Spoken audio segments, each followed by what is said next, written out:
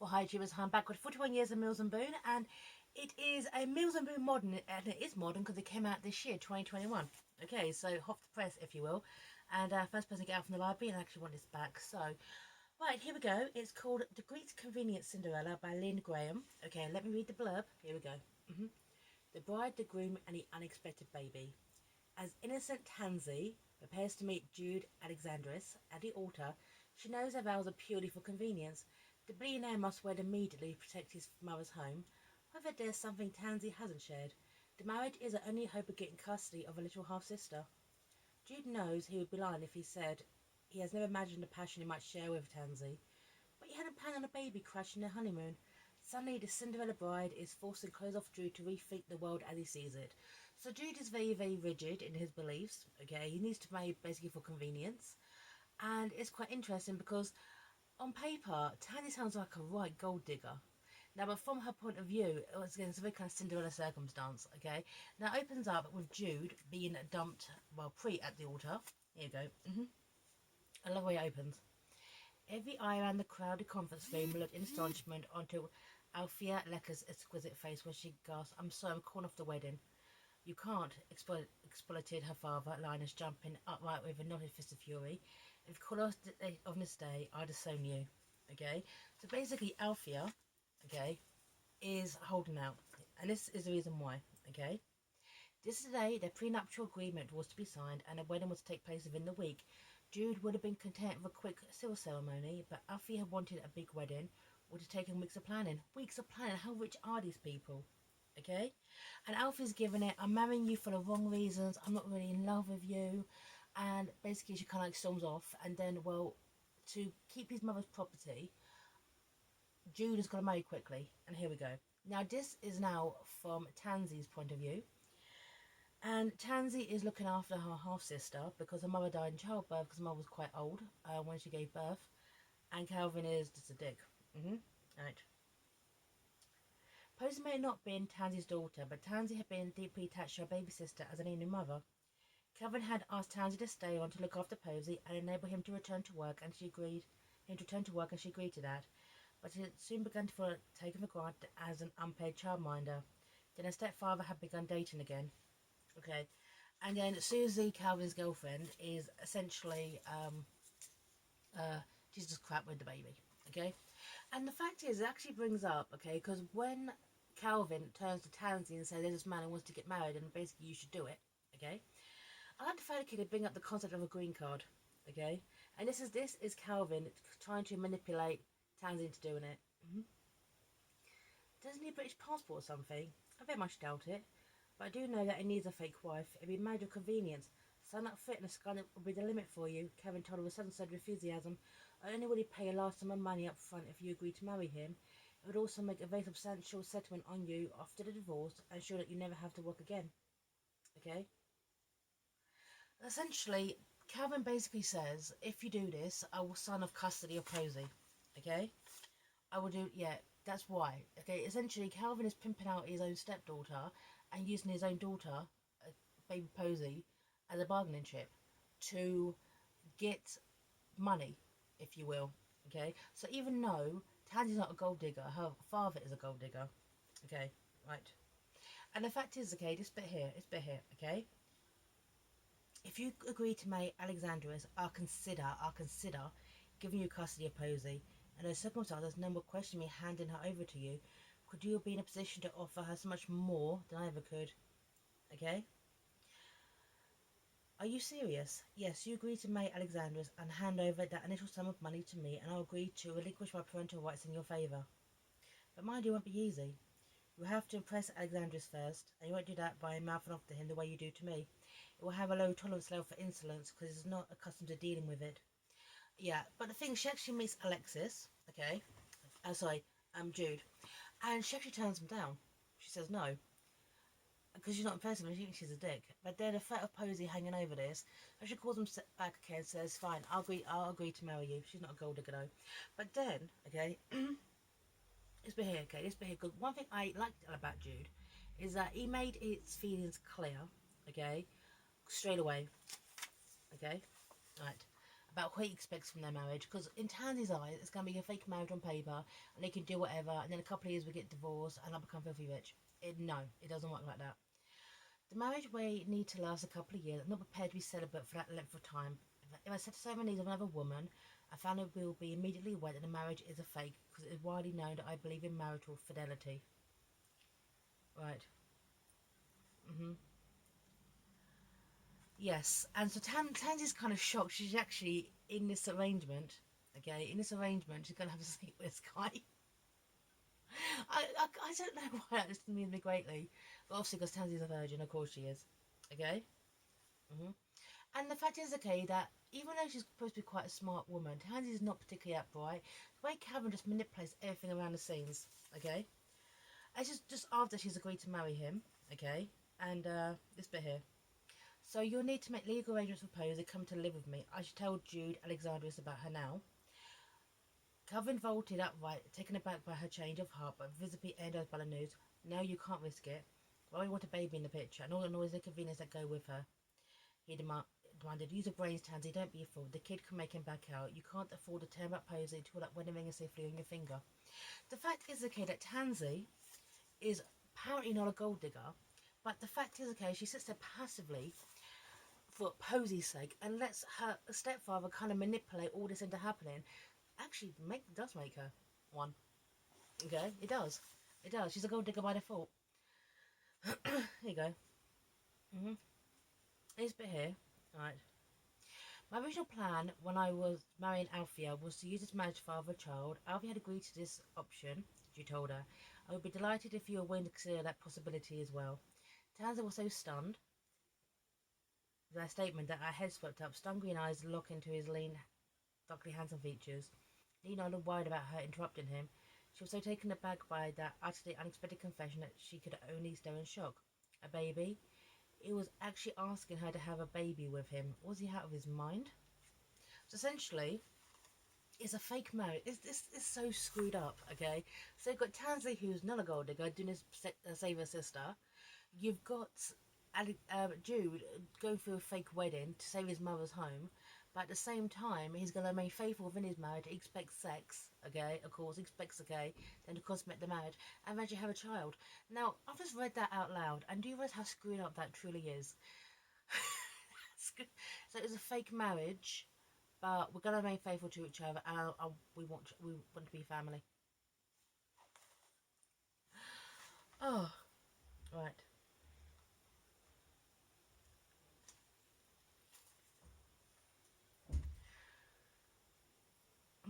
And this bit here, okay, this is when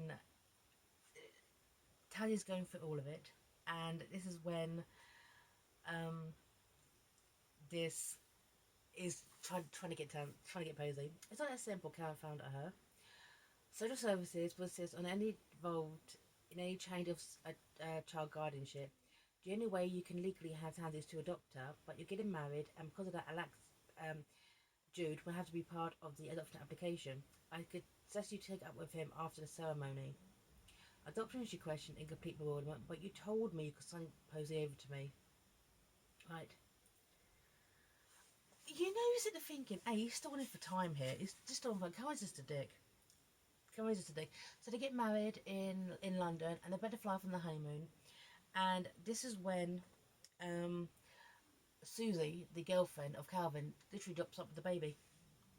This is it. Right. This is it. Just and walks away. Just literally straight after she's married. Yes, this is that kind of Mills Mill. I can't believe this was written in 2021, but still. Here we go. Right. Tansy watched incredulously as her stepfather's girlfriend hurried off at a care in the world. Indeed, probably guys see the back of both of them. Tansy out of the house, and Susie feels the expectations that she would ever have to look after Calvin's daughter again. Could it be a win-win on Susie's terms? And this is when Calvin finds out, okay? And Calvin's pissed about this. He had no idea about this. Everyone kept it quiet from him. So he actually has the right to be pissed, okay? No one told him, okay, that Tansy was marrying him, okay, to try to get custody of Posey. And there was a kid coming on the honeymoon. And even was a kid involved. Yeah, he has a right to be pissed. Alright. But he is also pissed about this, of course, because he's a Mills and Boone hero. The woman who deliberately told him that she was a virgin was a mother. and she had concealed the fact. Jude was in shock, but he had married a woman who was a stranger. All he knew about her was that she liked money enough to sell herself into marriage for it. He had taken a huge risk, hadn't he? He should have had Tansy fully investigated in advance instead of simply taking her at face value. What madness had possessed him? Yeah, well, I know what you're thinking of. Okay, I know what you're thinking of, and it's interesting, okay, because this is when I get into the airport. I didn't know you could do this at any airport, okay. But the fact is, okay, that obviously it says he's a billionaire and he's on it. Jude arranges everything, okay, right. How on earth did you acquire a nanny before we even left the airport? Tansy was in disbelief. She's mostly covered from an agency. I have very efficient staff. President need a nanny. This is not an emergency. Like, the most literally, within a space of a moment, it's such a situation, okay? I've got a baby, okay, with nothing, okay? And he's got it all sorted. He's got nannies, and he's got a pushchair, and clothes, and formula, and, like, my God, you could have run the country, okay? Right. And the fact is, okay, that Jude starts calling her out on Tansy's behaviour. Why did you even pretend you were still a virgin? Why? Did I somehow imagine that virginity make you more appealing? Jude demanded with an less rating content. Most men prefer an experienced woman. Right. Well, yeah, because he thinks Posey's her sister. Okay? Right. Right. And he does this to her as well. Even when I asked you, consider having a child with me and suggested do you be keen, might not be taking on any responsibility of becoming a mother at such a young age. You didn't admit the truth. He might have left Let's be frank. The direct question would have persuaded you to reveal that child's existence. It totally calls her out on her behaviour. Because the fact is, okay, we're supposed to think of Tansy as this poor woman doing this, okay, to protect her sister. But at the same time, okay, there is the edge of gold digger about her. You can't shake that off. You cannot shake that off. And of course, okay, Tansy, I'm going to read this out. Tansy's a virgin, okay, because her housemate, when she was 19, her boyfriend at the time, they were sleeping together and mocking the fact, okay, that she was a virgin. That's why she's still a virgin, okay? Right, and also at the second wedding, Alfie is there. Alfie, the ex, who was a double ex, because tries to literally push herself onto Jude, and she pushes him away, and that really kind of gets Tandy's go up. Okay, right. Right, there you go. And this is when, okay, the fact is, okay, that even though you could call Tansy a gold digger, so's Alfia. Today, when she came to the wedding, she told me that I wasn't supposed to run off and find someone else to mate after she dropped out. What were you supposed to do? Tansy pressed with music concealment. Right. She thought that when she dropped out the last minute, I would panic, come back and offer her more. More money, more money, more money. Right. Now, the fact is, though, the thing is, okay, they're a married couple, okay, and obviously it's the inevitable happens between the two of them, yes, okay, and this, now the fact is, you cannot, you spend your time, but basically Tansy saying, I'm not a gold digger, I'm doing this for Posey, okay, and then, right, this bit here, okay, right, I'm not a gold digger, Jamad, it was Cameron's idea, I had to agree to marry you. I gave my father an initial financial settlement for marrying you before he would agree to sign over my sister into my care. Are you seriously telling me that you're planning to give him the money? He demanded. Okay, right. And it's been here. Yes, and it's done. I wouldn't have married you for any other reason. I mean, why else would I agree to marry a stranger? Particularly one who wanted sex included in the deal, she countered ruefully. Calvin had no idea about that aspect. He believed he only wanted a paper marriage. But let's face it, he didn't care about the details. All he saw was an opportunity to profit. Right. Jude sprang off the bed, dark colour overlaying his sharp cheekbones, raised across the nation. You sex me because of that, baby. Right. Tansy went even more red in the face. No, I wouldn't put it that way. I wouldn't say that. I mean, how is it worse anyway than me being a gold digger, willing to do anything for money? And Jude calls her out on it. You let that creepy bastard pimp you out to make me a hooker, he accused rawly. Right. And they actually argue about it. You think I felt any warmer, you knowing that you only let me bed you because the child's welfare was at stake, Jude Raw. Isn't occur to you that's a little more than sleazy? And it is sleazy. It absolutely is sleazy. Okay? Whether Tansy may sit there and take the more high ground. I'm doing this for my sister. But in the day, okay, she married this man, okay, and Jude's not as actually sane either, okay. Tansy married this man for money, to get custody of her sister, Okay? And the fact is, someone's calling her out on it. She is a gold digger. Maybe to save her sister, but end of the day, when Jude said, I expect this to be an actual proper marriage, she still went along with it. Yeah, she still did that. Right, right, right. But the fact is, okay, that Tazzy's so stupid. Um, Jude calls her out on it. Right. You already demonstrated it isn't much you were sacrificed in order to keep your sister with you, Jude reminded her suddenly, including your virginity. But I assure you that I have no plans to hand over any more of your money to... This is from Tansy. But I assure you, I have no plans to hand over any more of your money to Calvin. That would be like stealing from you. Right, that'd be good news for you to hear that. But the sum was, like Calvin has it to receive a penny of what you described as my money, Judy retorted crisply. But the sum was yours to do what you wish. It became yours the day you married me. As I told you, I already transferred that money to Calvin. You tried to, but ultimately the transaction was blocked. Calvin didn't get anything. And the fact is, okay, all this stuff is going on in the background, okay? Going on in the background that we don't see. Don't like the problem. We don't see this shit going on with Calvin, okay? Realise that he's going to get down the money because it's been blocked. That he's lost. And the fact is, okay, you know, he's going to have to sign custody of his daughter now because he's in trouble. We don't see this. It's the problem with this book, is that we don't see any of this shit happening. Here you go. And the fact is, okay, that Jude spends more time with Posey. He starts to actually like having the kid around. Kind of gets his head around the concept of okay, being a father. Okay? And actually starts to become a dad. Right. On a practical basis, Tansy was perfect. As for having a child part of his marriage, Jude had, for the present, pretty much buried that ambition at the back of his mind. Of course, he reflected it would be helpful to have his future plans if the conception took place, and it could also change things in his relationship with Tansy. And by that moment, Jude wanted nothing to change because he liked it just as it was. So Jude starts to actually enjoy. Okay, right. But the fact is that things are going on, but I'm not really even uncle because essentially this whole thing because Jude gives Tansy a new phone and he blocks Calvin for getting in touch because since Tansy lets people walk all over her, I can actually see where he's coming from. You can argue, okay, you had no right to do that. It actually comes up here, okay? Right. As for Calvin, his number's blocked on your phone. That's why you haven't heard from him. Blocked? It was set up on your new phone before I gave it to you. Jude admitted that apology. I didn't want him harassing you. You didn't have the right to make the kind decision on my behalf. Okay? Whispered in fierce dismay. Because he hasn't heard from me, he'll be even more furious, and that's not a good idea with Calvin. Calvin works for one of Jude's like employees kind of thing. He's in finances. Honestly, he has zero power in this. Okay? Right. And also, this is from Drew's point of view. Having already access to the angry text of Calvin Hetherington had already sent his stepdaughter. Drew was relieved he had protected Tansy from them. So far, her stepfather had threatened to sell the story to the media, so the police on him for abducting his daughter without his permission. Right. Tansy didn't need that threat.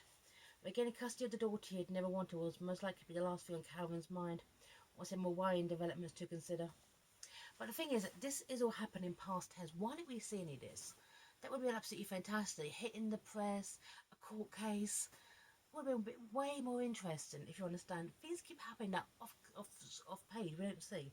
And one thing, okay, is the fact is that Jude did all this, okay, to save his mother's house. Now, his mother had severe mental health issues because her husband, Jude's father, was a total bastard, which is why Jude is so into marriage fidelity. And the fact is that the whole kind of how she's portrayed this woman with severe mental health issues, who basically turned this dilapidated house into this fantastic garden. She is so dismissive towards Tansy. It's kind of like her mentality is all men are bastards kind of thing, okay? Which is kind of, after being treated so badly, it's kind of justified, but also very, very difficult. Alright, this bit here. This is when Tansy finds out, because, hey, if you don't use contraception, guess what happens? Right. I've got news. I'm pregnant, she told him. And halfway through into the shower, Jude froze and he mistakenly paled as though she had given him bad news. Right, okay. Tan's excitement drained like the sand through an egg timer. She blinked, utterly at loss as to why her announcement appeared to be such a damp squib instead of a sort of satisfaction and pleasure. Right. Right, here we go. This is from Jude's point of view. He had every clause written according to how he wanted the marriage to play out. He wanted his freedom back as soon as possible. I wanted separation the minute he estimated it could reasonably be demanded. But then everything had seemed so simple to him because he assumed he would want his life back as it was. But now he was discovering that what he thought he wanted wasn't actually what he wanted at all. In fact, it was the very last thing he wanted, because Jude's plan was basically get with this woman, marry her, have a kid, separate eventually, go on the merry ways, and there's a child involved. And I was like, oh shit, she's pregnant. And guess my plans have changed, and I like this woman, and I don't want to get rid of her, and I love her. Right, and the fact is that this is when Tansy gets to minding Jude, as they eventually split, and finally she's pregnant, and literally on the same day. She's like, I think you'll miss Posey when we split up, okay? Tansy forecast, feeling very brave and making that comment, and admiring her steadiness of her own voice, but she felt the need to continue to remind herself that the marriage was only temporary. You're pregnant with his child, it's not bloody temporary now, is it? Okay? Right. And the fact is that Tansy eventually just pretty much yells at Jude about his stupidity, his plan, and says, well, we've got a kid now. Are we going to make this work or not? And the fact is, Jude missed defeat. He missed defeat. Okay? Right. Right. This bit here. I really want to talk to you right now. To have such a clause in the agreement that you've drawn up, she condemned. It would kill her selfish and unfeeling to ask me to have a child with you when you planned to walk out and leave me before it was born. I assumed that you'd want your life and your freedom back, as I believed I would want mine.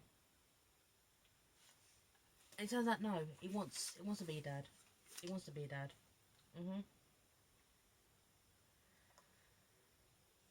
And yeah, the breakdown of communication between these two is unbelievable. Where's Joker to kind of talk it out? And if the whole thing occurred with Tansy at say Posey at the start, it would have been so much different.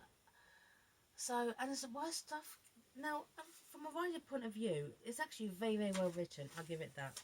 Okay, and it turns out, okay, that Calvin is basically been down for embezzlement, and they're going to custody of Posey anyway. Everything could have been so different. The breakdown of communication between these two. I mean, Calvin's plan was, I'm going to get this woman pregnant, and then eventually, okay, we're going to split up once she signed my heir. That sounds ridiculous. Tansy is I am going to marry this man to get custody of my sister, but spring it on him later in advance. Now, I do not like these two as a couple, okay, because I think they're just as bad as each other in the great scheme of things. They're both using each other, okay. The relationship, once they were fantastic sex, okay, and she gets pregnant, they kind of sort it out, okay, and lived a happy ever after. And one thing, okay, is that Tansy took time off from uni to go take care of her sister, and basically never went back. She never kind of completed her education. In fact, just 2 years in the future, okay, where basically, you know, she's having another baby, and it's fine. And you know, I was thinking, you made this big kind of thing, okay, about not wanting to be kept, but in the end you were. So, that's my issue with the Greeks convenient Cinderella. Had its good moments, but way too much happens off page. So, Andrew's a bit of a dick, but he kind of, you know, makes up for it. And the thing is, one thing I actually will give this book is the fact is Jude's mother's attitude. She suffers some severe psychosis due to a horrible marriage to Jude's father. And I like the fact, okay, that mental health isn't played down in this book, if you will. You can understand Jude's mindset due to what happened to his mother. Yeah, of course, got mother issues. I'm signing off here. 41 years of Mills and Boone. Sign off now. Bye now.